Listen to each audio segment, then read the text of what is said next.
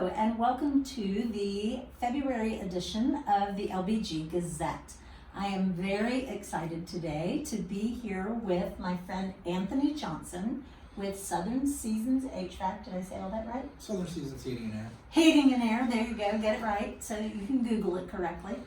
Anthony has been my go-to HVAC guy for, probably about 4 years now, and he has often done inspections for my buyers before they purchase the house so that they know exactly what they're getting and can make good decisions during the buying process. But in addition, he is very often the go-to person, definitely for me. If anybody calls me, if you reach out to me and say, hey, I need an HVAC guy, Anthony's the one I'm going to send to you. So whether they have been past clients or friends or neighbors, many people that I know have used Anthony for either seasonal maintenance or replacement of systems or even just really good advice when they need it. So I wanted to talk to Anthony today a little bit about, let's start with why seasonal maintenance. I used to never get my HVAC system serviced. I kind of was of the philosophy that out of sight, out of mind, don't think about it, and keep your fingers crossed, and everything should be good. But I've learned that that is not the best way to go. So you tell me and tell our friends, why is seasonal maintenance so important? Absolutely. So some of the best perks of having seasonal maintenance done is that it allows us as a heating and air contractor to be preventative in nature and find issues that are typically going to arise during peak demand times, whether that be the middle of the summer or when we get into cold snaps. And we're able to bring those issues to your attention and offer you solutions and make those repairs, replace those parts before they ultimately fail, leaving you without heating or air conditioning. It also allows us to keep the system running efficiently and maximizing performance, lowering your energy cost, and then ultimately leading to system longevity, getting the most out of it, getting the most runtime, as replacement is a very large expense that nobody really wants to jump into. So having your system service definitely allows you to get the most bang for your buck out of the current system in your home. That is so true. We were just talking a few minutes ago before we got started here about how buying a new HVAC system, whether it's the outdoor unit or the whole system, is not the sexiest purchase in the world. It is just not as exciting. It's kind of like getting tires for your car. Nobody likes to do it and everybody needs to. So I can tell you that my system is 15 years old and I am praying every day that I'm not going to have to replace it in the heat of the summer. And every time Anthony comes out for my seasonal maintenance, I say, is it time? Do I need to do this? But there, so far, because I'm keeping up with it, I haven't had anything go wrong that needed to be replaced. So as old as my system is, I know the time is coming.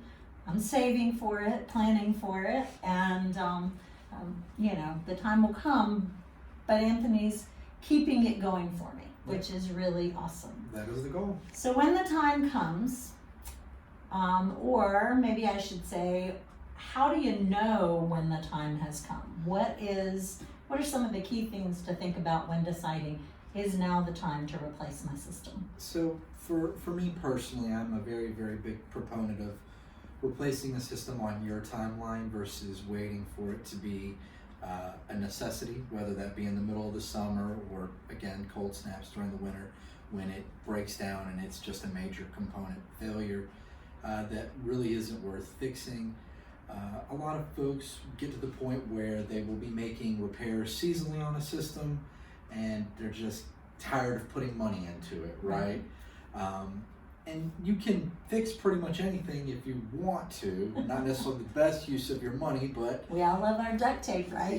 Pretty much anything can be fixed, but you just get this really diminishing return on your investment. So for us, there's just a few things. When a system gets to the point where it does have a major component failure, whether that be a compressor or a heat exchanger cracking, or you have a refrigerant blowout, those are three things that, once the system is really over 10 years old, to me it's not worth making that major repair.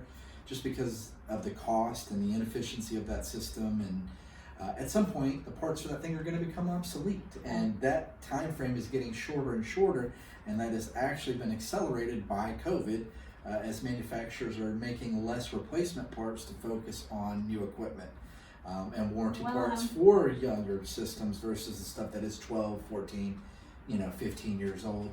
But I would always recommend that, you pick a timeline in the off season when it's not hot, not cold, and just be proactive and not wait for it to die.